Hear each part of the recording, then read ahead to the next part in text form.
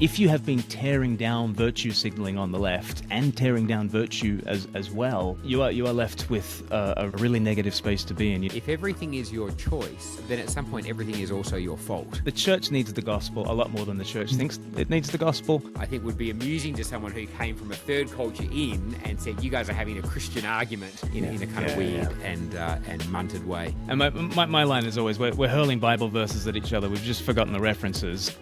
Hey there, and welcome to the Upside Down People podcast. I'm your host, Caleb, and I'm so glad that you've joined with us here today. This is a podcast where we have gospel-centered conversations with people who love Jesus and basically explore and hear some stories on how Christians engage within this current cultural moment.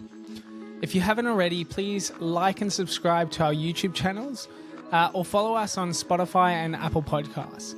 Also, if you're wanting to support us, share it with your family and friends. So with that said, I'm so excited for you guys to hear this conversation. So let's jump into it together.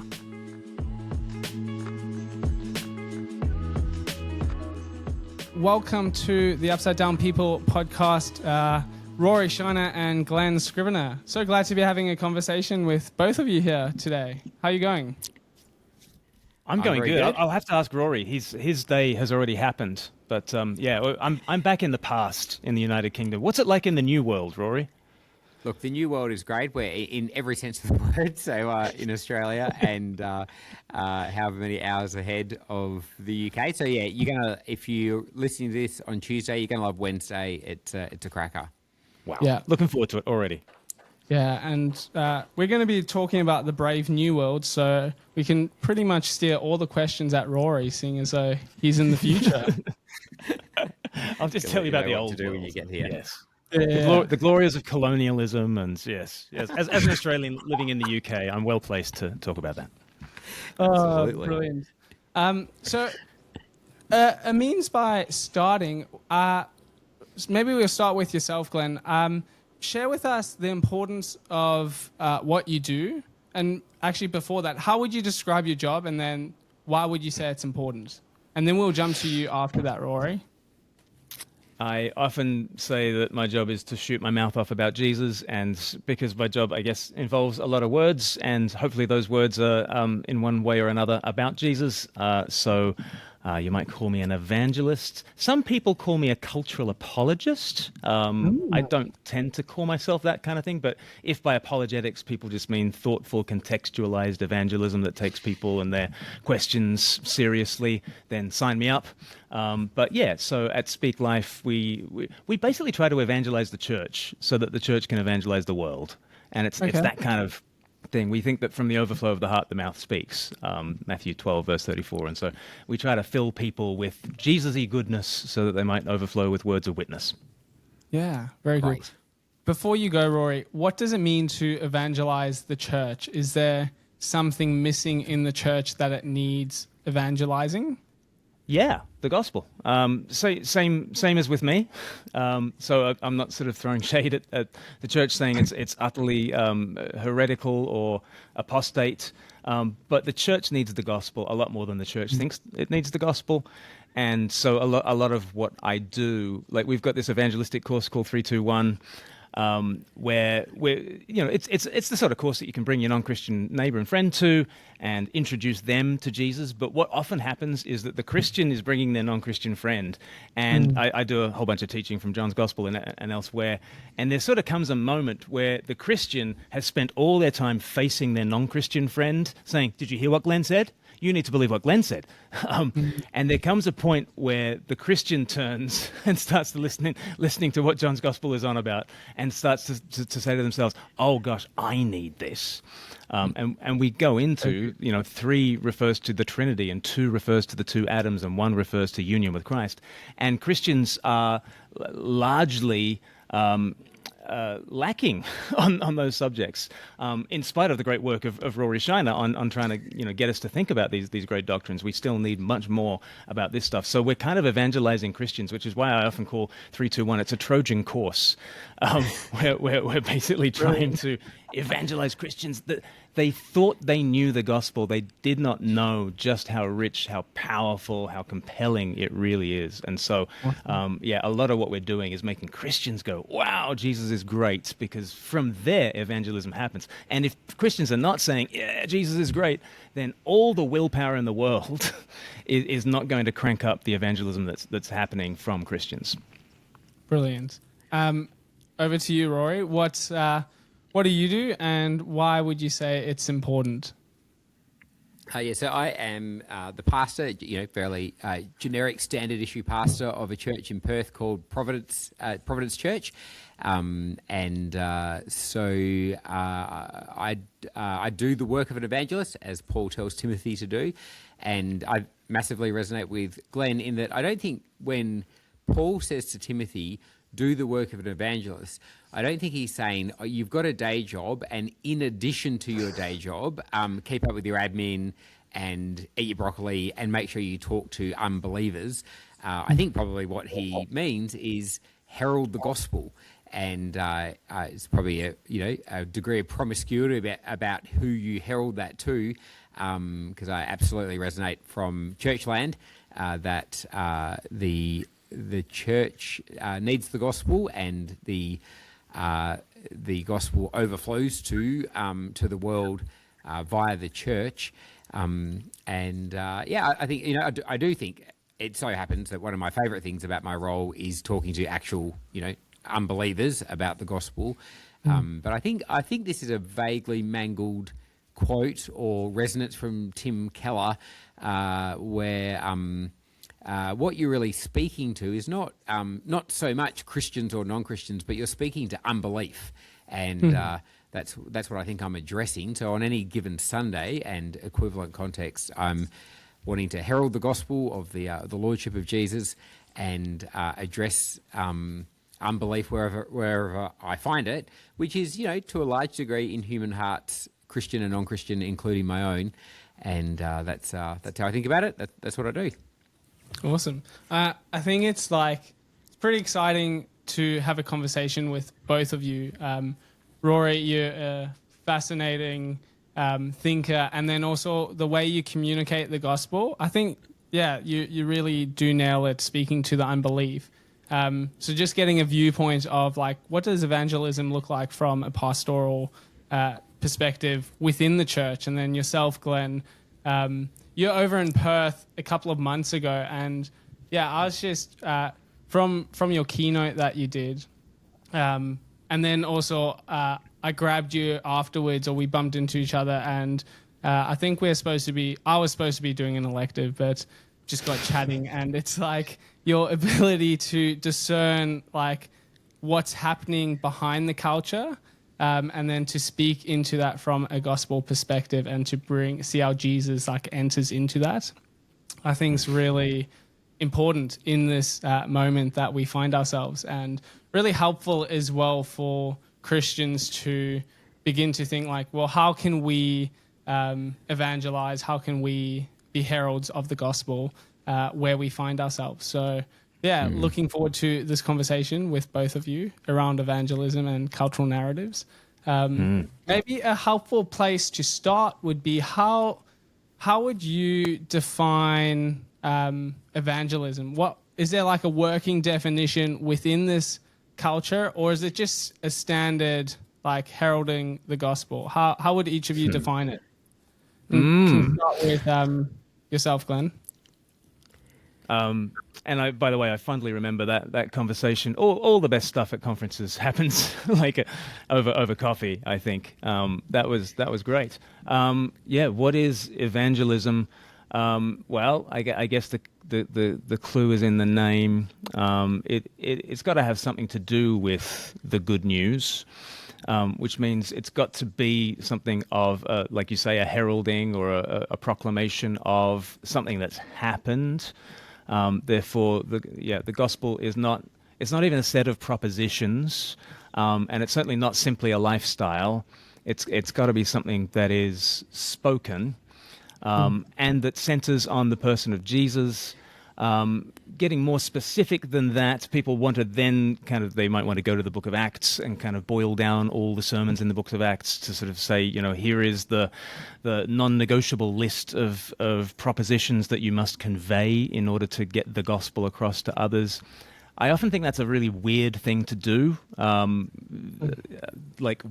would we think that, here's lots of different ways of evangelism happening in Acts? What we need to do is boil it down to its essence and kind of come up with 3 propositions. I think that's a really weird thing to actually do to Acts, and I think it's a really weird thing to do in your sort of theology of evangelism. But if there was a non-negotiable in what it is that you are to convey in evangelism, I think the non-negotiable is Jesus is Lord. And I think I can make a pretty good, biblical New Testament case for that's kind of, that can be the gospel in as few words as is wise. I think Jesus is Lord. And at some stage you need to get into, it's the Jesus who is the long-promised Messiah, the Son of David, who lived our life and died our death and rose to the right hand of the Father and will come again in glory to judge the living and the dead. This Jesus is Lord. But I find it very helpful to identify what bullseye is. Bullseye is to communicate Jesus such that he is what God is like. He is the true master of this world and he is the true Lord of you. If you are anywhere in the environment of communicating that to your friend, neighbor, or youth group or whatever, then you're doing evangelism. Brilliant. Would you have anything to add or take away from that, Rory? No, furious agreement, and that might be it might be helpful, given that I suspect we're on the same page on this, to say that. I think the thing we're in agreement about it is the gospel is not just it's not just a word for essential Christian doctrine or even how to get saved. I think Jesus is Lord is the bullseye, and it's the announcement of the lordship of Jesus. So it's not an if-then proposition. It's not, hey, right, if you do this thing, then this thing will happen in your life. So I don't think we're salesmen. I don't think we're trying to pitch a product and because part of pitching a product in advertising land is creating a need, real or perceived, and then making Jesus the answer to that need. Whereas Jesus is Lord, and that is true of every human on the planet. He is already their Lord, and they need to be informed of that, and they and we need to amend our lives in light of that truth. And I think there is a substantive difference of whether you think the gospel is an if-then proposition, if X then Y, versus a declaration, Y with therefore the implications are. You ought to do this. I think that is actually. I think that is true, and I think it does actually change the way you go about evangelism, because we're not in the create felt needs business. First and foremost, we're in the declarative business. I think the word gospel, I think, is a more technical term than we sometimes give credit to. So in the Bible. In the New Testament, that word gospel is almost always associated with the declarative nature of the enthronement of King Jesus by his Father. And outside the New Testament, the word gospel is, I think, as far as I have researched, only ever used of significant political events, that Caesar has conquered our enemies, that Augustus, glad tidings come because Augustus has been born, and it's significant that the New Testament authors don't use a general word; they use a very specific technical word for monumental news that has implications for everyone, and that's I think that's the kind of starting point for my understanding of what evangelism and the evangel is. What would you say is like a cultural narrative that's either assumed within our culture or that impacts or shapes how we approach evangelism or understand it? I think one of them is I've been tasked with thinking about this a little bit. Part of the Keller Center for Cultural Apologetics, and they're coming out with a resource called "Making Sense of Us," and they're talking about six stories that the culture of the West sort of lives by. And they tasked me with the progress story. Okay, so progress is a pretty powerful story that we live with. It has obvious biblical roots. It is the people of the book who kind of have had this peculiar view of history that we started in a garden and we're heading towards a city, and day begins in darkness, and then there's the triumph of the light. There's the long promised Messiah, and then he comes. There's the cross, and then there's the resurrection. There's a particularly Christian vision of time that has influenced us more than most people know. I think that has then morphed into, in the 19th century, there's a different notion of progress that has its intellectual genealogy in what the church has always been saying, but it gets twisted. And so you've got your prophets of progress, are people like Darwin saying in the biological realm, there's that kind of progress. Freud in the psychological realm, there's progress. Hegel in the historical realm, there's sort of progress. And people are seeing the Industrial Revolution happen, and there's incredible upticks. I mean, it's hard to understate the impact of industrialization on all of us and the way that we see the world. And right when you've got these prophets of progress sort of preaching a secular narrative of things are getting better, you've got the data backs it up, right? Like, things are really, really getting better in some tangible ways. I mean, Charles Dickens can complain about factories and mills and people going up chimneys and the pollution and the smog and everything's been radically altered, but you also can't deny that there's longer lifetime and people are not dying in childbirth and kids are getting out of childhood and there's all sorts of ways in which materially things are just getting better. Right. You've got a wrinkle in that narrative, a substantial wrinkle. First and Second World Wars are kind of smashing into the West, and lots of utopian ideals are ending up as absolute hellscapes. But also coming out of the Second World War, you've got the United Nations, and it's founded on this universal declaration of human rights. And it's so interesting that the language of the Universal Declaration, the preamble, is all about the shadow of the barbarous acts that we've all witnessed these barbarous acts, and in the light of all the negatives of the Third Reich and World War II and all the rest of it, and the Holocaust. Therefore, in the light of these barbarous acts, we're going to do this human rights thing, and we're going to then in the 20th century have this kind of this anti-Hitler narrative, which is a good narrative, right? Like, no one's pro-Hitler. But I think Alec Ryrie, the historian, is right to say that for the first 1900 years, since the Gospels, we've had a pro-Jesus moral vision. The greatest moral exemplar in the Western imagination has been Jesus for 19 centuries. For the last 80 years, what we've had is an anti-Hitler narrative. And it's an anti-Hitler narrative that is, okay, well Hitler killed all the disabled. We will look after people. We will, Hitler killed the Jews and the Gypsies. We will have a compassion ethic. Hitler, radically differentiated between the Aryan race and all others. We will be radically committed to equality. And this massive overlap between the anti-Hitler narrative and the pro-Jesus narrative, and at times they say exactly the same thing. But at times they say the same thing for different reasons, and then at times the anti-Hitler narrative takes things in quite non-Christian and unchristian directions. And so here we are in the year of our Lord, 2025, and I think we've inherited some kind of progress narrative from the Bible and from what Christendom has been saying for centuries, and we've got a very heavy dose of a kind of a 1948 Universal Declaration of Human Rights. The barbarous acts are in the past. We are on the right side of history. And there's that notion of progress and progressivism.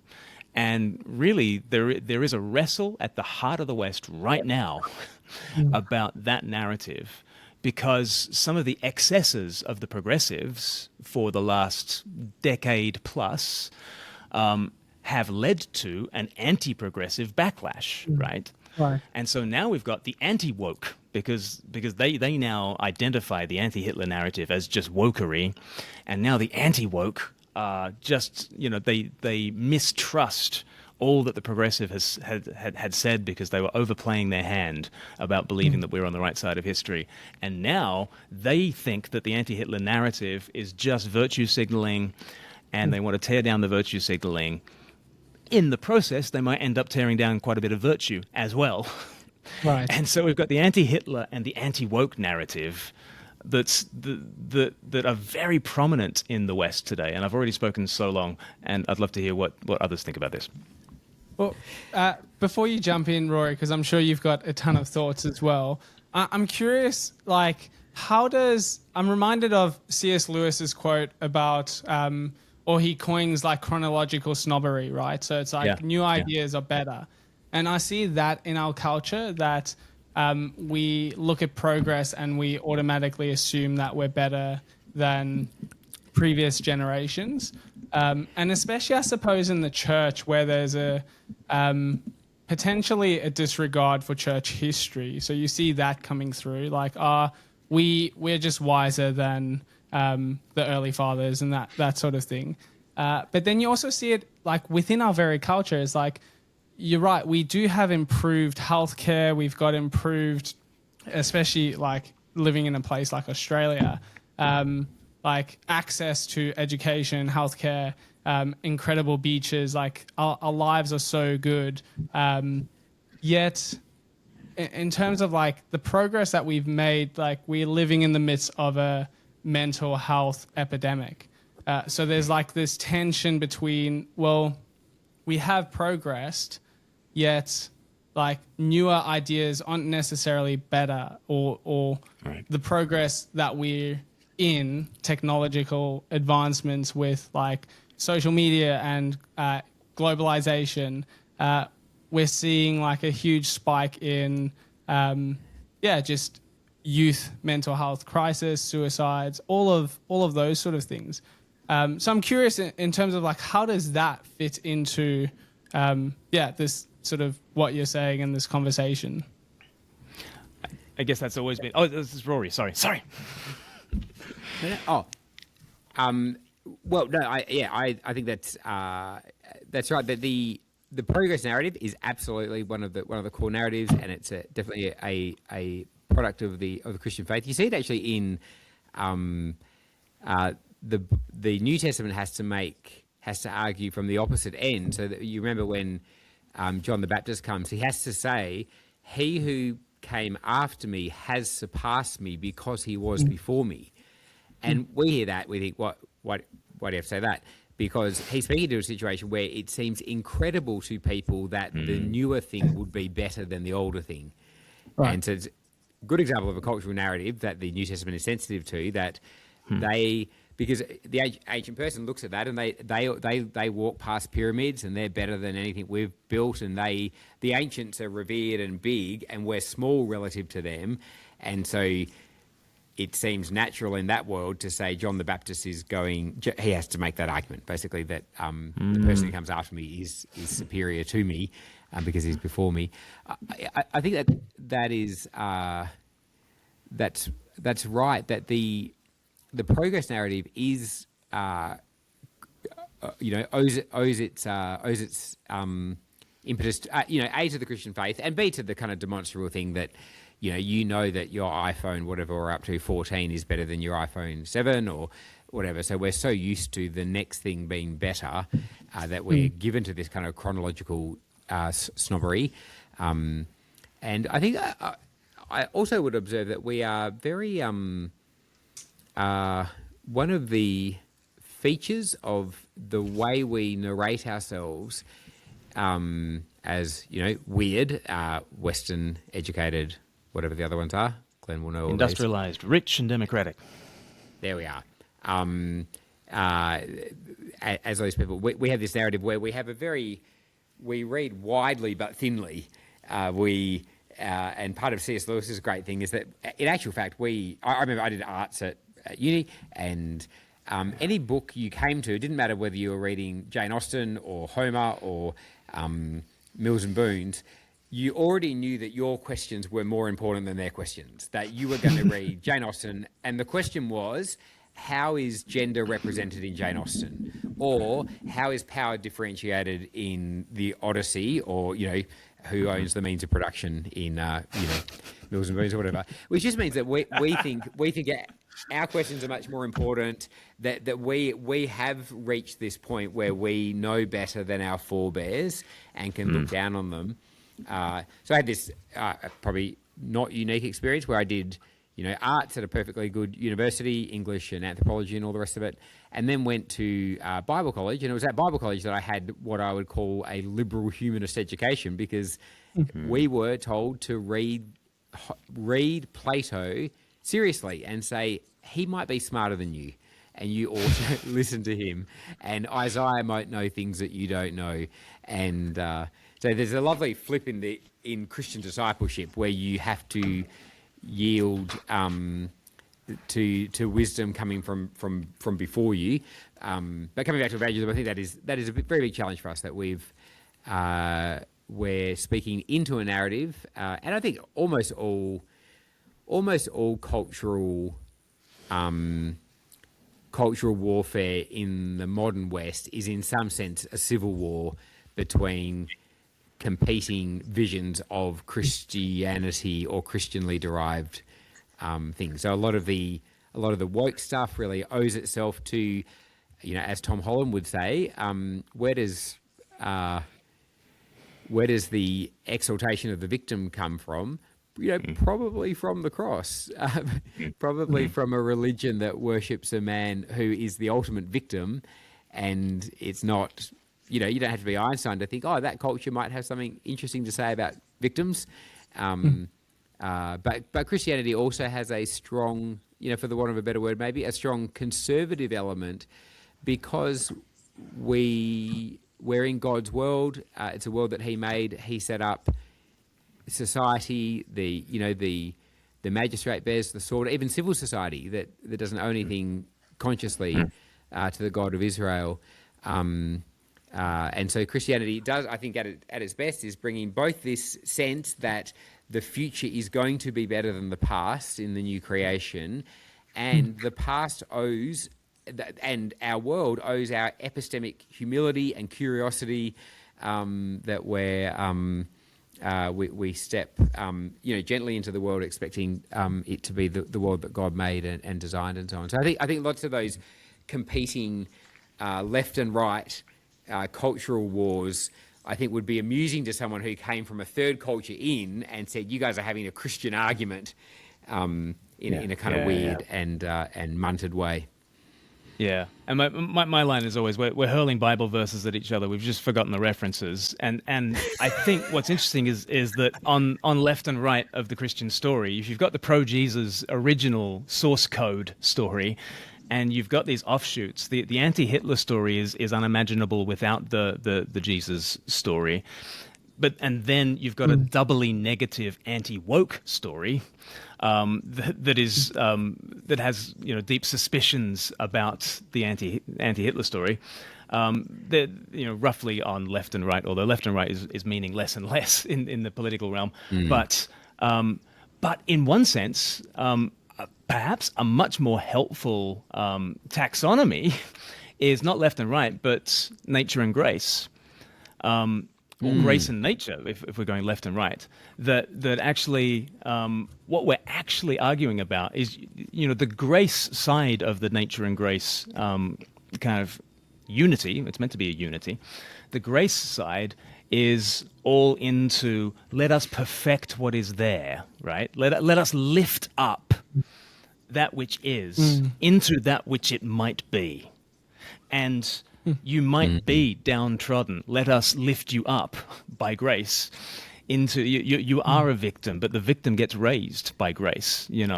And so the left side of things, the if you want to, for want of a better phrase, let's just say woke, but the progressivist narrative accents the grace side of things, and the nature side of things is always accenting that which is and that which is given. And there is something beautiful about that which is given. And let us honor that which is given. And no wonder the big flashpoint is kind of has been in the culture wars in the last 10 years has been trans, right? Like trans rights. There's the anti-woke side of things are just like boys are boys and women are women. Shut up, and like I share many of those concerns, apart from the shut up. But I certainly believe that there are men and there are women, and the Bible says that on page 1 of the Bible. And nature is nature, and ought to be respected in that way. What is the progressive side trying to do? It's trying to sever us from nature and say, forget the givens of creation.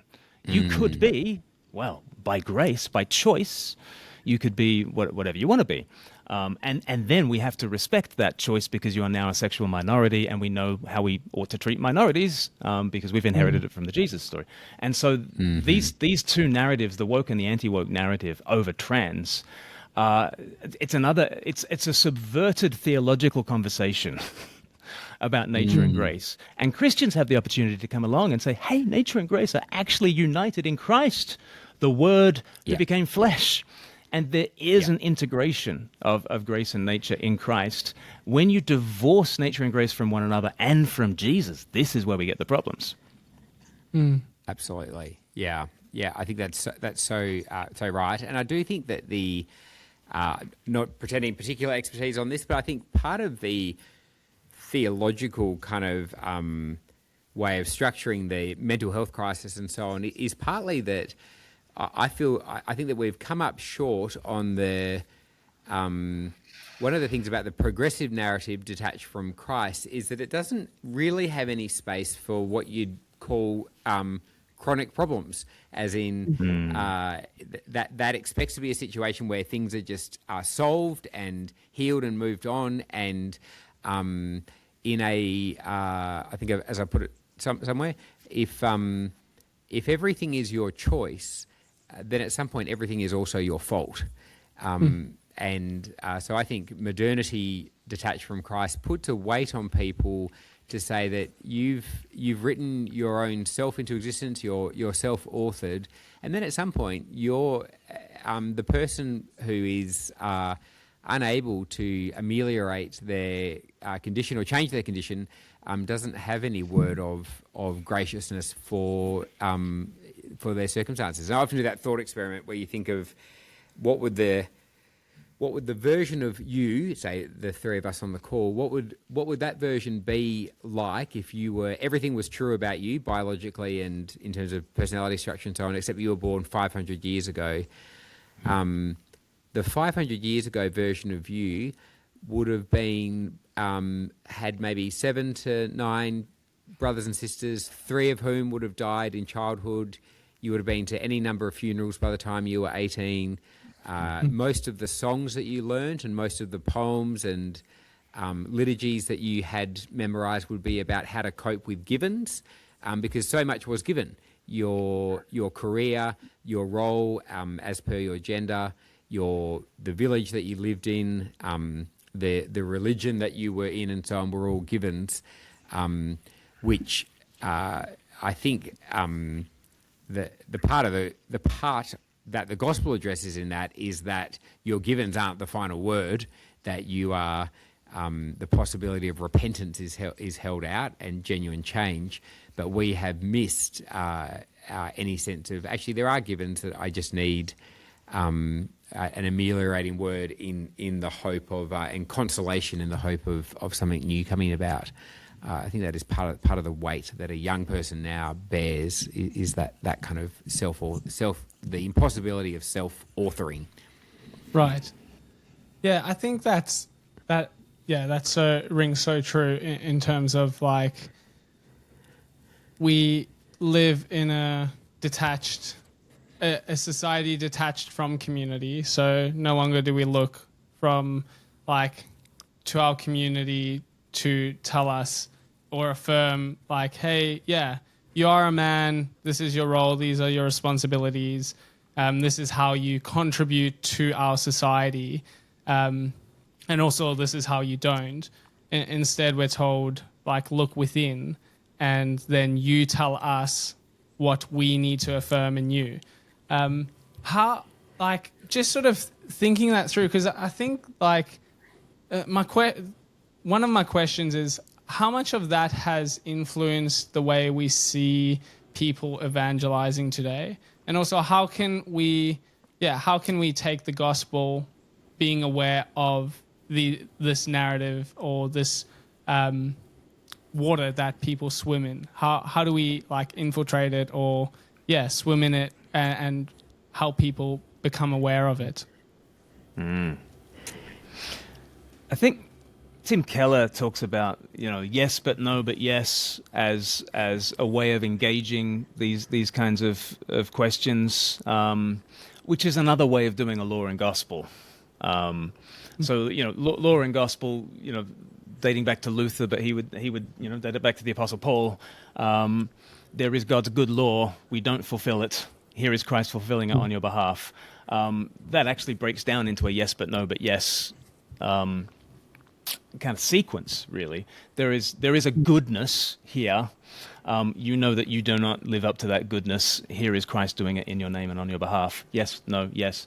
And so on either side, I think there's a yes but no but yes that happens in evangelism. So somebody coming from the more progressive side, you give them dominion and you kind of say, yes, human rights are a beautiful thing, like the inviolable worth and dignity of every human being. Well, that's because made in God's image, right? And from page 1 of the Bible, we've grounded this. We've done the metaphysical legwork for you. We've run you up the hill. Have you ever seen the meme, the Homer climbs the murder horn meme? There's a classic episode of The Simpsons where it's what you can do in The Simpsons. You can just invent the fact that the highest mountain in the world actually is just outside of Springfield. They invent that in one episode and then they forget about it for the entire rest of the existence of The Simpsons. But apparently the murder horn, which is like 2.5 times bigger than Everest, is just outside Springfield. And Homer, for reasons we won't get into, is going to climb the murder horn, and they get some Sherpas to carry him up the murder horn. And while he's sleeping, these Sherpas carry him on this sled and they kind of drag him up the murder horn. And he's like 3/4 of the way up when he wakes up the next morning. And he says, "Look how high I climbed, and I'm not even tired." And it's like, yeah, well, that's because somebody else did the legwork, Homer, right? And and our message to our progressive friends is, look at all these great human rights we've got, and and they just exist, right? And you give people the Tom Holland story, and you're kind of like, no, you've been carried up this thing under the steam of a whole bunch of different metaphysical commitments that you don't have actually. you are not capable of grounding the thing that you actually believe in. So yes, human rights are a thing. No, the secular is not the grounding for your humanism, actually, and the secular defined as just the human apart from God is the problem, not the solution. Right? Yes, right. But yes. No, but in Christ, you have some ground beneath your feet, and now you actually have reason to believe in a kind of progress, but it's not the 19th century progress. It's a down then up progress. And so you do a yes but no but yes to the person on the left. You do a yes but no but yes to the person on the right, and maybe they have been utterly burned out by what Rory says. If everything's your choice, then everything's your fault, and they've fallen in a heap. And they keep getting told, just look within to awaken the hero that is inside you, and they discover that actually there's a massive contradictions and helplessness and sin at their heart. And then Jordan Peterson comes along and says, you know what, we've forgotten about nature. We've forgotten about responsibility. Everyone on the left's been talking about rights. What about responsibility, right? Everyone's been talking about grace. What about nature? And he says, tidy your room. And people actually get better by putting into effect the 12 rules for life and 12 more rules for life. And such people might end up picking up a Bible and they might end up in your church. Many are finding themselves in churches, but they've come from the right rather than coming from the left. They've been more sort of Jordan Peterson disciples than Tom Holland disciples, and they come in. But it's the same thing. Yes, but no, but yes. Yes, there really is manliness and womanliness. There really is a structure to the world. The world is not a free-for-all in terms of what you are going to make it. There are rules. Yeah. Yes, you're right. You're beginning to say something, but no, 12 more rules for life will not save you. It will burn you out the same way it's burnt out the prophet of all this stuff, Jordan Peterson himself. Yes, but no, the answer is not you. And actually, if you have been tearing down virtue signaling on the left and tearing down virtue as well, you are left with a really negative space to be in. You need to repent. But believe in, once Jesus has put your life back in order and you stand on your own 2 feet, those 12 rules for life, they quote a lot of the Bible, actually. And there's a lot of wisdom there. And we need you to show up as the man, if you're a man, or the woman, if you're a woman, that God has made you to be. And we will really need you to employ all that wisdom that you've received from the Petersons of this world. But it's a yes, but no, but yes. Yeah, brilliant. Glenn, can I ask you, Glenn? Do you think, kind of on the front lines, what's your sense of that? Like, are your presentations needing to change in the light of a kind of quiet revival, vibe shift? Turn to the right, or however you make sense of that. Is that, are you just noticing that in audiences you speak to that the narrative you need to address with the gospel is shifting, or what's your sense of that? Yeah, I think on university campuses, certainly in the UK, I used to be, and still am to some degree, invited on with topics like Jesus is also a feminist, guys. Jesus is also an environmentalist, guys. And happy to do that because, Jesus is very pro-women and he's very pro-creation care. But all those sort of topics were very left-coded. But now I'm invited to things like, was the sexual revolution entirely positive? Right? It's still not. It's still not saying exactly what Louise Perry says, the case against the sexual revolution. It's still not quite come in swinging, but it is come in with your copy of The Case Against the Sexual Revolution by Louise Perry, in hand, and saying, guys, we might need to consider, stuff like that. Or last week, was it the week before, I was invited to a London campus, and the topic that they gave me was Jordan Peterson, prophet or poison, ? Right? And the poster for that was defaced by some people who just thought, Jordan Peterson was only poison. And certainly I'm having to do a yes but no but yes about him, but it definitely attracted a whole bunch of people who were warm towards Jordan Peterson, and it attracted a small number of people who are like dead against Jordan Peterson.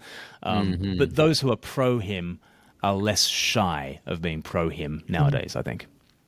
Yeah. You did I listened to that talk in the Q&A you did around Jordan Peterson, prophet or poison. So I'd recommend if people want to dive further into your thoughts, they can check it out on your Speak Life podcast or YouTube. Rory, question for you is what do you think is related to all of this? What do you think is one of the most misunderstood aspects of Christianity amongst secular Australians or secular people that you've come across? That's a good question. I think, a perennial one, and I think this is another one of those key narratives that we're all needing to work with, is what you might think of as the public-private divide. That might be the best way to say it, is that as Westerners, we have a very intuitive and very sharp and almost can't imagine your way out of it sense that there are things that are public and there are things that are private, things that are values and things that are facts, and any Westerner, just like anyone from Southeast Asia, immediately knows which rooms you take your shoes off in and which rooms you don't. You do in a house, you don't in a shop, and they just code the whole world in that, and it's just completely intuitive to them. Westerners are like that, where we think, I can talk to you at the water cooler at morning tea about, hey, how you kids? How's that project going? Wasn't that meeting difficult? But if I say, oh, what do you believe in God? It's like saying at work, oh, how much do you earn? Or have you been to the bathroom yet? And how was that for you? Or whatever. It's this kind How of. much do you weigh? Yeah. How much do you weigh? It's just we just code that as this intimate, private, personal conversation. And the way you know that is that Westerners won't never talk about it, but the only place they will talk about it is if you can work with someone for 3 years in an office and you have them around for a barbecue on a Saturday, and suddenly in a home you can say, hey, tell me about, do you religious at all? Do you go, what do you think there's anything there? And away you go, because we think that. Now, partly they're the terms and conditions we work in. I remember I was in a taxi in Jakarta one time and years ago, and the taxi driver, I was trying out some Bahasa, which was completely hopeless. He immediately switched to English and away we went. And his opening questions were like, oh, what's your name? What was your birth order? Which that's not always something that we'd ask. And then thirdly is what religion are you? And I had to think, I thought, oh, what does this mean? And for him, it's just a matter of public truth. He's Muslim, I'm Christian, and that's just a thing that you need to know about someone, a matter of public discourse to locate someone. He wasn't, but we think in those terms. Now, partly that means instrumentally, it's very effective to do evangelism over meals, in homes, in lecture theatres, there are spaces where that works. But it also means that the average Westerner, if I say Jesus is Lord, they think I mean Jesus has a very constricted area called your heart and a set of associated values that I'm wondering if you would consider opting into.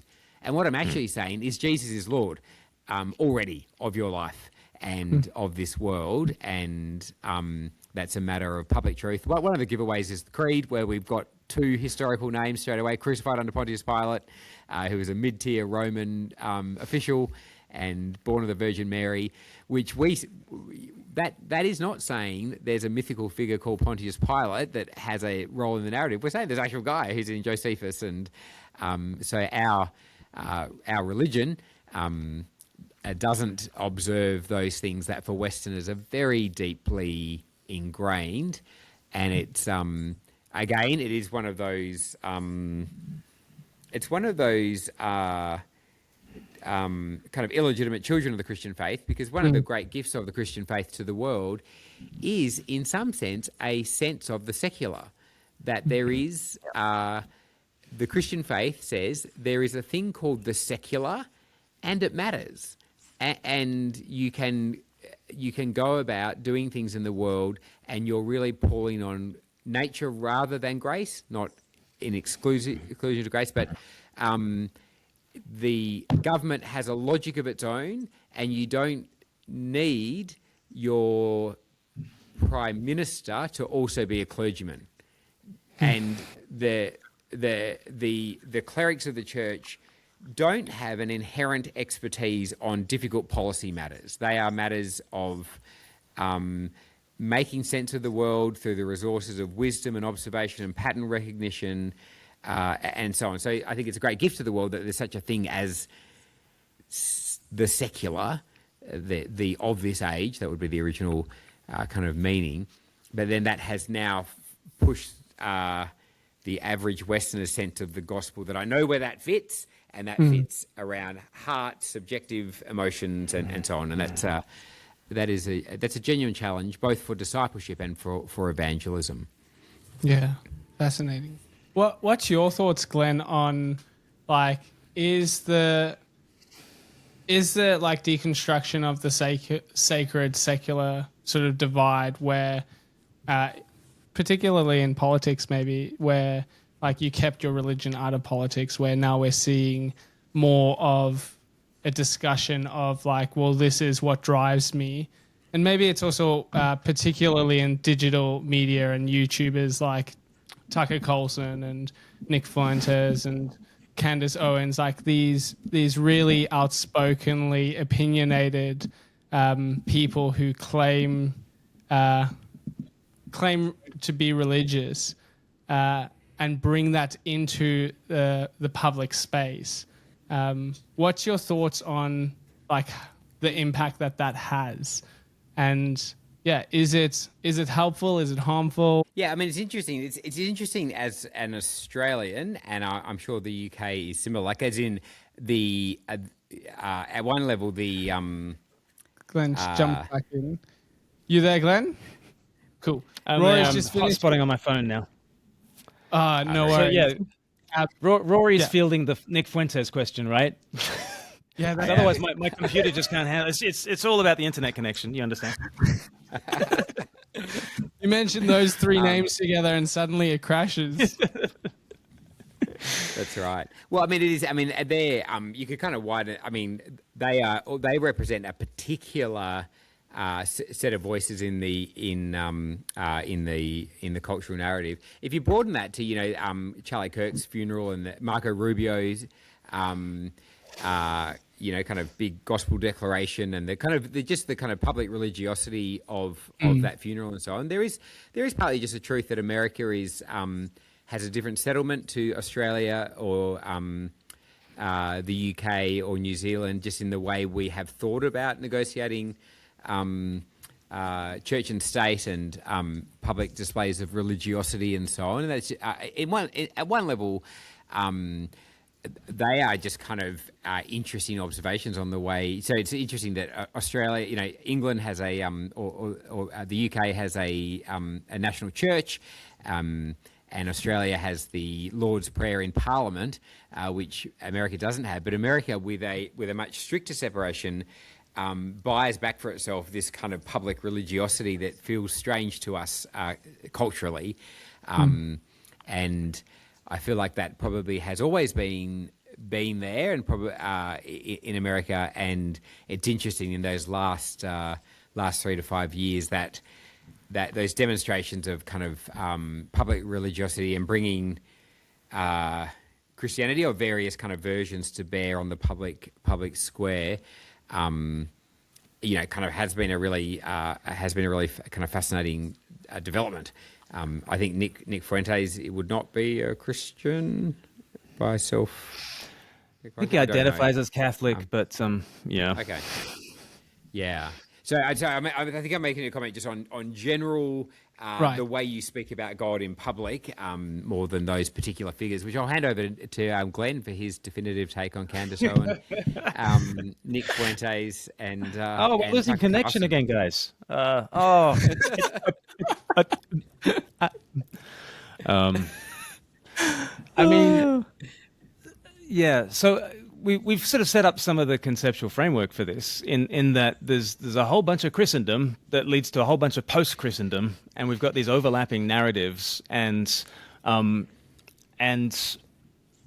so back in medieval times, you've got Henry IV, having to wait outside in the snow to seek the blessing of one of the Gregories in the 11th century. And very much, medieval Christendom and church and state was very much Pope on top, Emperor comes second. And the medieval vision was that, yes, you would have a sacral king who is anointed, who is still connected to the sacred sphere, but in the secular realm, and is granted a degree of liberty in the secular realm. But it's very much church on top, state underneath. And then post-Reformation, and then on into the 16th, 17th, and 18th centuries, state very much is equal with church, and then state getting bigger and bigger and bigger, to the point where it's not just, the separation of church and state, it's the separation of the church from the states. It's not just the freedom of religion now that's granted as a First Amendment right in the states, now it's freedom from religion and that sort of vision of secularity. And so there are some people wanting to push back against a secular vision that is largely a freedom from religion, which on the face of it is absurd, because every political view is also a metaphysical view, is also a theological view. And so people on the Christian nationalist side of things are making true points when they say everybody has a God, right? Everybody has final convictions about what right and wrong are. But that conversation on that side of the Atlantic from me is very different from the conversation on the UK side of things. I mean, if anyone watched the coronation of King Charles, they were watching the highest priest in the land, in the highest temple in the land, perform a 3,000-year-old ceremony that dates back to, Zadok the priest and Nathan the prophet anointing Solomon, and very much the pageantry of it, and constitutionally, the king is answerable to God in the person of the Archbishop of Canterbury. Like, do we have a Christian nation? Of course we've got, but that's the thing, like in Britain, what Christian nationalism means in Britain is, we have a national church. Every square inch of this nation is covered by the Church of England that plays chaplain to everybody. Anybody who knocks on the door of the vicarage in our church can demand baptism, and after, we can put them through their paces, and we can ask them after they've jumped through a whole series of hoops, but do you really want to get baptized? Do you really want to get baptized?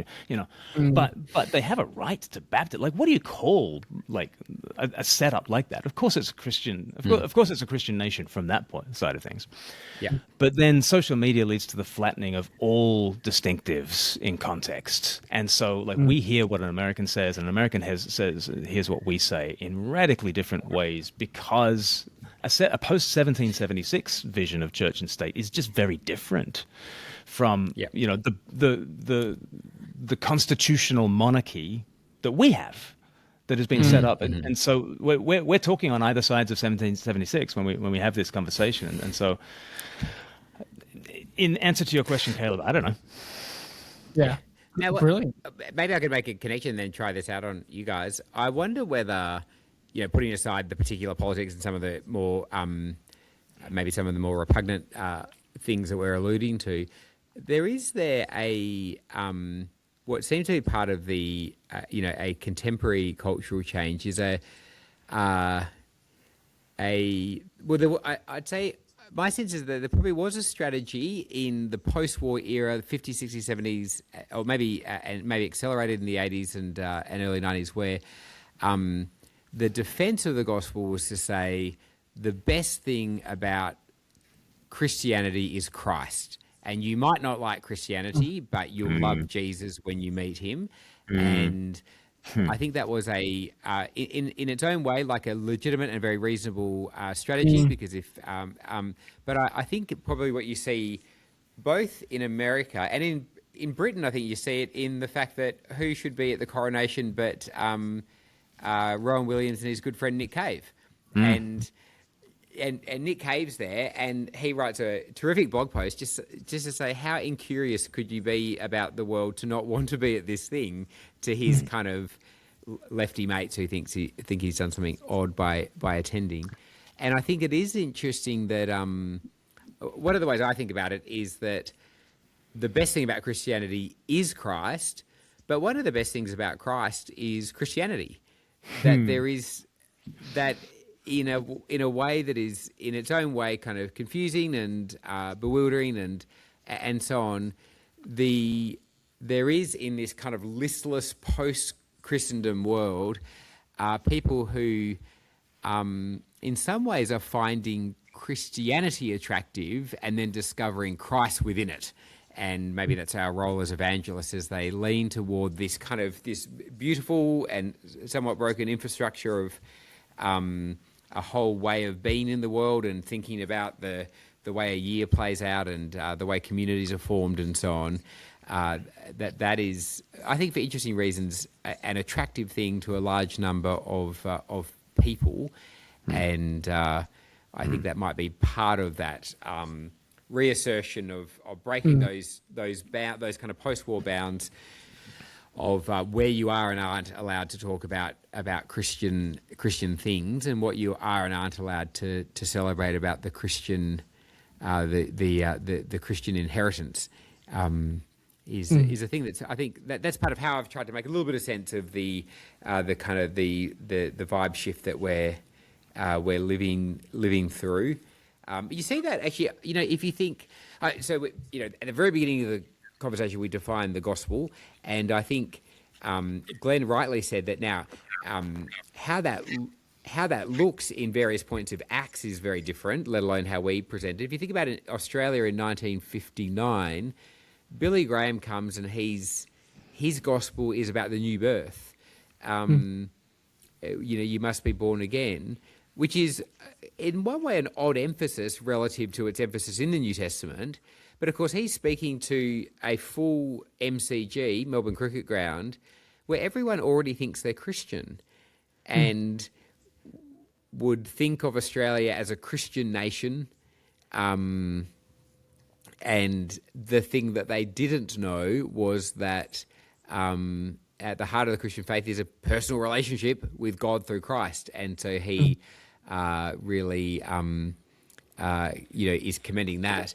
Whereas now you've got this point where, by the 1970s, Philip Jensen writes Two Ways to Live, which is not the gospel presented the way Billy Graham presented it, because you're speaking into a much higher degree of biblical illiteracy and needing to be able to frame the point of Christ dying for our sins and being raised to life again against this much broader creation to new creation kind of framework. So I think kind of a banal point at one level, but the way the gospel sometimes changes because people are distorting and flinching from the truth of the gospel. Sometimes its presentation changes because the point of unbelief has moved, and that needs to be addressed in different ways under different circumstances. I love that because you might think that the thing to do is, first of all, we need to get people back to a 1959 mindset. And then they're ready to hear the Billy Graham gospel, and that's the work of cultural apologetics to kind of get rid of all the accretions of the last 70 years, and then they're ready to hear a gospel that was well contextualized in 1959. But what if God has a well contextualized gospel for 2025? Like, what if? Imagine that God is providentially ordering things, and He is the great missionary, and the goal is not to like literally, I've seen people do presentations where they sort of say the bridge diagram that was it Bill Bright or anyway, bridge diagram back in the middle of the 20th century, which is you on one side of the chasm, God on the other side of the chasm. Really, by God at that stage, so often they just mean eternal bliss or getting the good stuff when I die. They don't really mean God, but and you can't do it by your works and you can't do it by your religiosity. But Jesus bridges the chasm, and so you're meant to walk across the Jesus bridge saying, thanks, Jesus, see you later. And off you go to enjoy the good stuff, having used Jesus successfully, right? And it was a well-contextualized gospel to people who are feeling the question, if you were to die tonight and God were to ask you, why should I let you into my heaven? And they believed in some kind of a God. They believed in a moral order. They believed in a heaven and a hell. And Billy Graham comes and says, this very night you can solve this big problem. And at times I don't think we appreciate that is a kind. If that's all you say, if that is the gospel, then that is a kind of prosperity gospel. Just with a very long time horizon, right? It's a prosperity gospel that uses Jesus to get what you want, but from an eternal perspective. It's still not an in Christ gospel. It's a through Christ gospel. Through Christ I get this other thing. rather than an in Christ gospel, which 150 times in the New Testament, Paul says that's where the Christian is. And so I question for all sorts of reasons why there is even the thought of an attempt to get back to 1959 so that we can then do that well-contextualized gospel. And the reality is that the people I'm talking to in 2025, I'm mistaking them for Christians in the first half of our conversation. This has happened so many times in 2025. You'd think I would learn. I get halfway into a conversation, and the person has used such vocabulary that I'm just assuming they're a Christian because they're telling me, I just want to work on my relationship with God. I really need to focus on my faith right now. And how do you pray? And and then they come with niche questions about the filioque clause of the Nicene Creed, and they come with questions about obscure parts of the Bible and all these sorts of things. And so often I've had conversations in this year in which I then say, oh yeah, and by the way, what church do you go to? Oh, I don't go to church. Like just figuring this stuff out. But I really need to work on my faith. I need to connect with God. I need to work on my prayer life. I've got these questions about denominations. I've got these questions about sacraments. I've got these questions about tradition. And actually, that is more like evangelism for the first 1959 years than since the year 1959. Actually, the post-war blip, and we've already like laid the conceptual foundations for why this would be the case. We have been living in the aftermath of a real blip in history. The post-war conception, the anti-Hitler story, and the idea that you can boil everything down and you can forget about denominations and you can forget about the life of the church and you can forget about sacraments and tradition. And you can just give people three propositions to, and like that is the blip. We are back to normal evangelism in this age when people are really, like, one of their big questions is, I think there's a God, but I don't know whether I should be Orthodox or come to your Protestant church with you. That is far more normal in the history of the church reaching out with the gospel than what we've known for the last 80 years. Yeah, so true. I think it's fascinating, just as you're speaking, I think, the past 50 or so years, like, the whole idea, I can't remember who said it, but he said, if you get to heaven and you have everything that you want and everything that you ever need, but Jesus isn't there, will that be enough? And I think that's sort of like, that hits hard because it's like, well, it speaks against the prosperity gospel, or you use Jesus to get to your good life, as opposed to, no, like, Jesus is our good life. That's in him, we're found in him, in Christ. That's where we have abundance. That's where we experience these things. Without him, like, we shouldn't want a heaven without Jesus. So it sounds like there's almost a shift in people, like, open to this idea of God, but wanting to try and understand, like, well, who is the real God? Or how do we discover him? Yeah, absolutely. Yeah. And I mean, and it does. It's our solemn and joyful duty then to keep presenting Jesus, because I think that phenomenon of people coming into our churches, and it's us or the Orthodox Church, and the Orthodox Church has got a slight edge because it goes for 6 hours rather than 75 minutes, and the demands are higher and it takes longer to get baptized, and there's an arms race of how difficult, demanding, thick, and whatever can a situation be, and that probably reflects in other realms as well. And I think it is important, I think, to this sounds so motherhood and apple pie, but to keep loving Jesus in a context where some people love or find exotic and interesting the Christian infrastructure of community and Gothic architecture and whatever else. the real treasure that we hold is Jesus, and to keep commending him. Yeah, brilliant. Quick question for yourself, Glenn.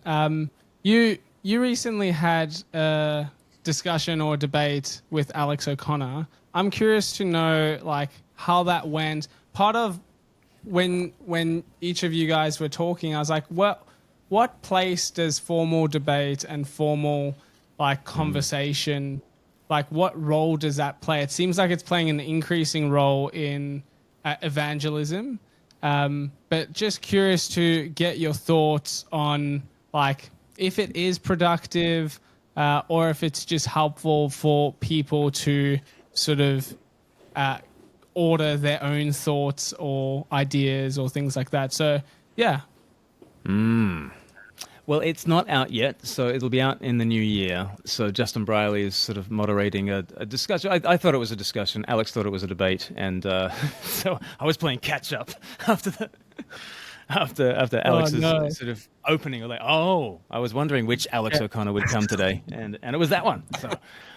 So we went for 2.5 hours, and so I came for a conversation. I think he came for a bit of a dust up, and you try and scattering seed when there's a dust up is a messy business. So in a sense, is it evangelistically fruitful? Well, it's certainly from a social media point of view. This is how you get engagement. How fruitful is it? I mean, like back in April, I was back in Australia on the East Coast, and I was speaking to a guy who came to a talk at a uni, and I said, he came up to me afterwards. He said, I really enjoyed today. I wasn't expecting to enjoy it because I first heard your name with regard to Matt Dillahunty, and you debated Matt Dillahunty 5 years ago, and I thought you did just so awfully. What on earth could Glen Scrivener have to say of any interest? And I just, you let that go through to the keeper, don't you? And you just, you watchfully wait for the next delivery. and so I just said to him, well, tell me your story. And he'd become a Christian in the last sort of 6 to 9 months. But he'd always been interested in the God question. And his only real engagement with Christian things was only when it would come across his feed when he watched a debate, and that was the only reason why he'd ever heard of me. He was very much on Team Dillahunty for that debate. And anyway, we got into some conversations that really overlapped with the Matt Dillahunty conversation. I said, oh yeah, because that's what I said. Do you remember that I said that thing to Matt back then? And he said, no. He said, I should watch it again. I was like, yeah. Why don't you watch it again? And thankfully, I happened to be giving a series of talks. Next time he saw me, he bounds up to me and he said, I don't know what I was watching back in 2020. So weird. But I thought Matt Dillahunty so obviously lost that. And then, I thought you obviously lost it, 5 years ago. And he's watching the same debate. He's watching, or is he? Wow. He has certainly changed. And I have seen clips from that debate. The very same 90 seconds is put out. Sometimes it's put out on an Atheist Clips channel. Matt destroys Glenn. Sometimes it's put out on a Christian channel. Glenn destroys Matt. And you're like, that debate had 1 million views, but like in one sense, it's only had 2 views. It's had the Matt destroyed Glenn view, and it's had the Glenn destroyed Matt view. So I'm glad that I have done stuff like that. I think it's incredibly messy. Largely, you want to lose well, because I think that's what the word witness is, the word martyr in Greek. And losing well has some kind of apologetic value to it.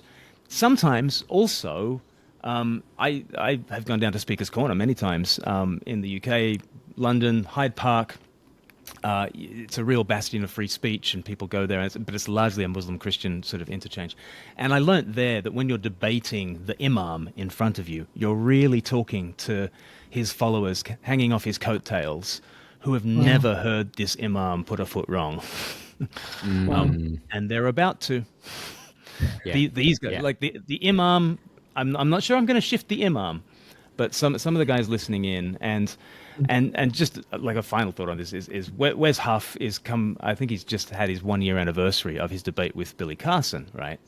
And I was in Toronto like a year ago, and I was saying to Wes, so what's new with you? And he was like, oh, there's this thing I did with a guy called Billy Carson. Have you ever heard of him? And no, I've never heard of him. He says, yeah, his legal team don't want this thing to come out, but I'm sure it'll be a big nothing burger, right? Turns out this was not a nothing burger. Turns out it sort of ends the ministry of Billy Carson, who had been leading many people astray, and who had held captive a whole bunch of ex-Christians who are now on the Billy Carson train, and they saw in a moment the folly of it, and it evaporated. And that video underneath, you will see like dozens and dozens and dozens of people saying, I'm coming back to you, Jesus. I'm so sorry for, So like there's an example of a debate that has really had a major impact for the kingdom. I don't think anything I ever do will ever be like that, but some of those dynamics can be at play. Yeah. That's brilliant. Yeah, I do think that's exactly right. Maybe have those kind of absolutely exceptional debates, but I think averagely, debates, I'm kind of quite pro them. I've appreciated them because if you've got the focus on will Glenn persuade Matt or will Matt persuade Glenn, that's not going to happen, right? And if you go to a slightly wider angle and say, will the Matt people go away Glenn people, and will the Glenn people go away Matt people? Probably not. But I don't think it's for either of them. It's for the third group who are there thinking, and that's where both a la 1 Peter, both your conduct, the honourableness of your conduct, and the coherence of your position is, I think, very powerful for that third undecided group to watch that thing get transacted. I've only done one kind of semi-significant debate with Lawrence Krauss, and I don't think anyone's ever said, ever gone back and said, oh, actually, you won. I think that's been unanimously thought that I lost, and including by my kids. And my mum actually thought I won. But time has very much won that debate for you in terms of all the things that have happened, not only in the conversation around things, but all the things that have happened to Lawrence Krauss. And you have been, you're the person who was the not Lawrence Krauss from circa 2000 and when was it? Yeah, it's a long time ago. Was it? It was a long time ago. Or 12? Or, yeah, right. Yeah. Almost 15 years ago. But like similarly to people fall out of love with Matt Delahunty, and they say, "Oh, there was that guy. I didn't really like what he was saying at the time, but very interesting. Let's revisit that." Like you were a person who was the not Lawrence Krauss person, and I think you have aged a lot better. That's brilliant. So it's keeping low carbs and not too much sugar. That's really the thing. That's the secret. So. Two more questions. The first one is like it sounds like both of you are pro debate in terms of like from your perspective, Glenn. I'm hearing it's like, well, the actual doing of it may not be fruitful, but it's like the fruit comes from afterwards, or on the social media side, it's like you don't know whose platform it's going to come across and what people are going to be thinking about it. Is that right? I think so. Thank you for articulating it. I just end up saying yes to people, and then I've got to sort of retroactively fit the motivation. But yeah, it's something like that. Yeah. Well, I do think that's helpful and makes sense. And then from Rory's side, it's like, it's actually really, it is a witness to engage in like coherently sharing your thoughts on the gospel or on how the gospel interacts or Christianity interacts in whatever aspect of life you're debating.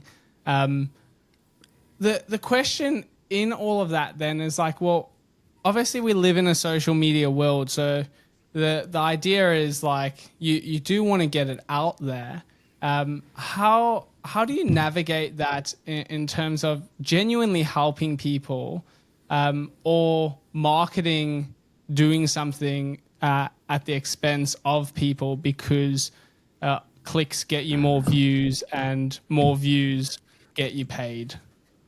Yeah, it's a big question, and the more I hear myself speak about how we wrestle with the Speak Life channel and our Instagram reels, the more I hear myself speak, the more I recognize that, oh, you know what, we are missionaries to a foreign land, and I'm Gen X, so I don't speak the language, right? And I need to learn the. Thankfully, we've got people on the team who are natives, who grew up on this stuff, and thumbnails and YouTube titles just like occur, that is their native tongue. That's the language they pray in.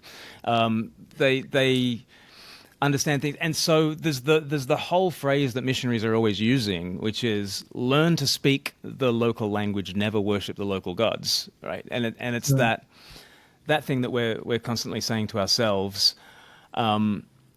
I don't mind using a caps locked word in a YouTube title because that's the language of YouTube. A lot of people, especially Gen X and above, see our videos and they kind of say, "Isn't that tabloid?" At which point I kind of say, "What's wrong with tabloid?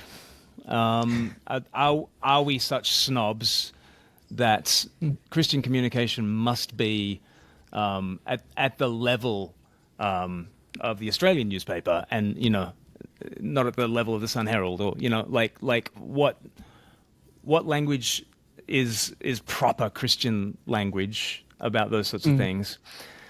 But at the same stage, at what point do we tilt over into worshiping the local gods? And you recognize that the way you frame your video will get you clicks. It also determines everything that people hear about what you say. And we've gone on a journey with that and made mistakes along the way. Just last week, we took down an Instagram reel that actually had Alex O'Connor in it. Because he made a video and saying, "What are all these Christians doing? They seem to think I've become a Christian," and so we sort of took that video down. And in private correspondence with Alex O'Connor, he was like very chummy, and he didn't actually think we should have taken our video down, and he was just having a bad day. But yeah, it's a tightrope that I think is worth walking because there are 3 billion monthly users on YouTube. So, and I think it's okay that what we really need is a missionary society, because missionaries need to come home on furlough and they need to talk with one another about the challenges of these sorts of things and the freedom to make mistakes on these sorts of things, and the blessing of the church to send them out and to tether them to the Christian God, but to let them go in terms of the foreign language. So, just some thoughts. Yeah, Rory, what's from a pastoral perspective as well? What's your thoughts on that? Yeah, I think it's like Glenn. I think there's any kind of context in the world is always going to be mixed. So obviously the printing press is a very important part of the Reformation, and the printing press is fantastic for allowing the gospel to break the bounds of parish boundaries and which priest you happen to have and so on. So a fantastic disruptive technology that Christians embraced as early adapters. With associated destructive difficulties, like Europe was a very messy place for a very long time as a result of the Reformation, and and you think about some of the crazy people that we're talking about, of that kind of Candace Owen type situation with its kind of conspiratorial and unhinged kind of things. It's a lot like the Reformation. Like there was a lot of crazy out there. And so there's just a bit of historical innocence about, do new technologies create new problems? 100%.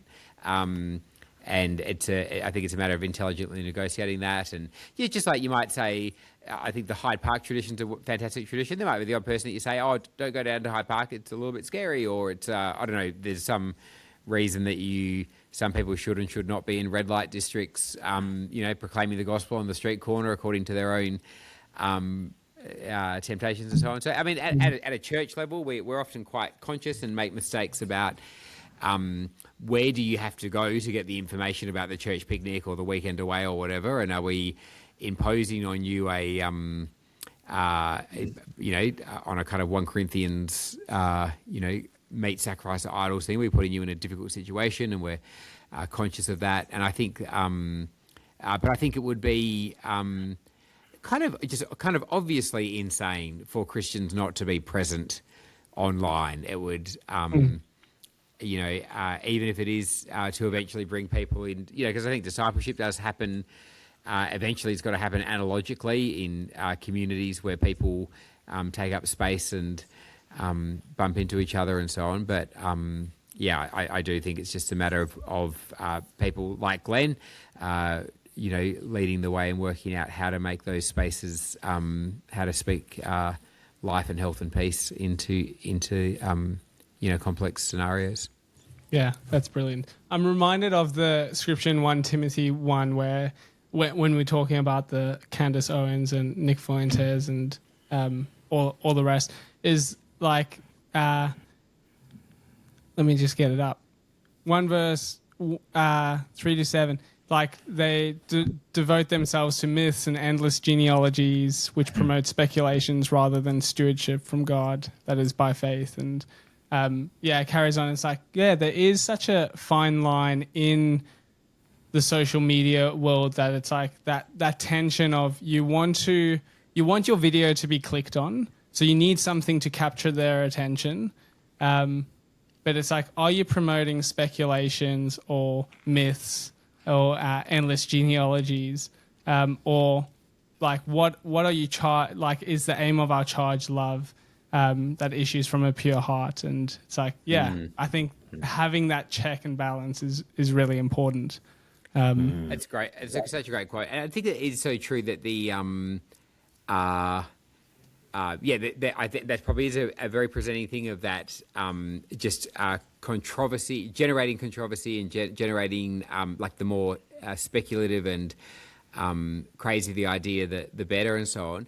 Also, we're saying that in the cool light of day, the internet, which I'm open to the idea that it's on average kind of a bad idea, but it has brought into all of our lives something that you wouldn't expect and that neither television nor radio gave us, which is people talking for 2.5 hours about one topic. And that's just in a sense, the internet is both more and less kind of ADHD-ish than the previous technology that at one level you can just, doom scroll through a whole bunch of inane stuff. And at another level, you can hear without any advertisements or interruptions or weird perverse incentives, someone give a sustained account of their position, which is fantastic. So, I experienced that in my own life as a human being in this world, that I find myself, self-loathing. We think that was a dumb half an hour just flicking through endless reels. And I now know, these wonderful, have these wonderful sustained arguments coming into my head as I go about shopping that are fantastic. And obviously a very congenial situation for a gospel that's embedded in a kind of long, complex story that you need to be patient to make sense of. And so there's I was just talking to a 17-year-old. I was just talking to a 17-year-old here in the UK. He goes to a comprehensive school, just a public school in the Australian sense, and very much a minority as a Christian. He said he reckons about 80% of his friends regularly watch the Connectleys, on Instagram Reels or TikTok, right? These campus evangelists who go around the US and put their stuff on social media. Like 80%. When I was growing up, there's absolutely no chance that my non-Christian friends were regularly connecting with gospel content like that. It's an amazing opportunity. Yes, absolutely. Yeah. So final question, sort of round up, mindful to get you to lunch, Glen. Don't want you to go on the rest of the day on an empty stomach. What I do with my guests is I'll usually ask our the guest that I'm with a question for our next guest. So my previous guest, Sam Chan, but you guys both know him, so shouldn't be surprised. He's asked 2 questions. Did he know it was going to be me and Rory? No, he doesn't know who okay. it's going to be. I almost told him. I'm like, I wonder how that would change the question he asked. It would change it a lot. Knowing that he knows you guys. Yeah, I should have asked him. I should have told him. So 2 questions. We can start with yourself, Glenn. So if you could order anything to eat or drink, what would you have for your last meal on planet Earth? It was my first favorite meal, and it would be fitting if it was my last meal. Thai green chicken curry. Right. I thought you were going to go somewhere else with that being your first meal. Baby carrots and What about yourself, Rory? I think it would be like a beef rendang with all trappings. That would be my favourite curry. Yeah, brilliant. And the second question that he asked is, what's got you excited right now? I bet he asked that. Yeah.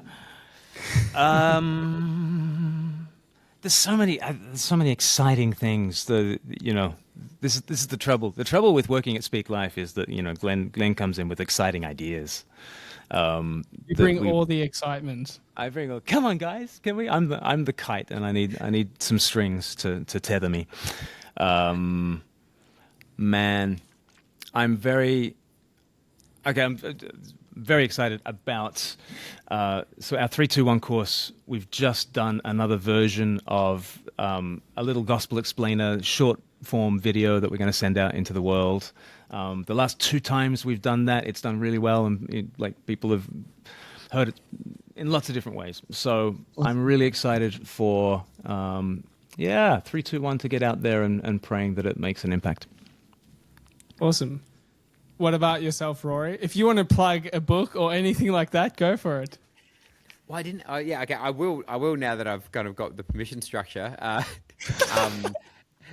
tell you what I was going to say. Well, what I would plug. I'm kind of in late stages of a book at the moment, which is on this kind of stuff like mission and ministry in a secular age. Awesome. I've got it's going to be done in a kind of Screwtape letters type thing, as a series of letters to someone who's about to move to Australia from a non-Western country, trying to explain to them what it's like to be on mission in this country. So I'm really excited about that. I think that's a fun project, and I hope it'll be out through the publishers soon. The thing I'm excited about, though, is our Christmas party tomorrow night. We've got our staff Christmas party, and I am, pinch myself and delirious by the kinds of people that God is raising up to do the work of mission and ministry at our church. I just look at every day I come into the office and see the caliber and quality and diversity of the team that God is assembling here. I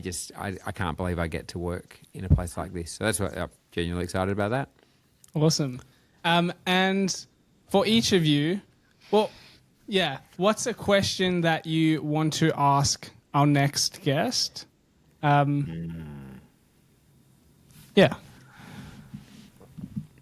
You probably get this a lot.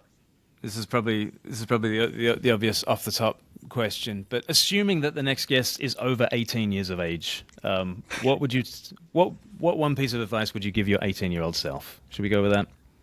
That's great. Surprisingly, I've only had a similar one once, but Okay. I think it's I honestly think it's a great question. Okay. Thank you, Caleb. I had this question with one of my sons today, and we have versions of this around our family all the time, which is, what do you think the top 5 cities in the world are to live in? And one of the ways to ask that if money's no obstacle, so if it's New York, you get to live on the Upper West Side. And the other way to ask it is, given your current circumstances, so given the wage that you're on and the skills that you have, and spin out those 2 lists, because they're sometimes a bit different from each other. Maybe it would save you time if it's, favourite if money's no obstacle, and favourite, given your actual circumstances. Brilliant. I love both of those. Yeah, thanks so much for your time, Glenn and Rory. Thoroughly enjoyed the conversation, and I think there's a lot there to chew and to digest. But I have this like inner excitement of what's happening and what we're currently witnessing in terms of evangelism. Just to see, I feel like people are becoming more bold, becoming more courageous, in a way that really embodies the love of God, not in a way that's violent or oppressive, but it's just like I get a real excitement having these conversations, because it seems like, there's God's doing something. He's always doing something, but it's like there's so many different people that you look to and conversations that you hear, not even just online, but just like you hear of neighbors like asking like, hey, I want to know more about Jesus. Like, I haven't heard anything about him, and like, you're a Christian, like, what? Tell me more. And it's like you're hearing more and more of those stories. And I think maybe that's part of the excitement, is like, it's cool to hear the gospel getting out there and being proclaimed, and people just loving on people through sharing the truth in love. So thanks so much for engaging in the conversation, and I look forward to more hopefully in the future. Thank you so much, Caleb. Thanks, Rory.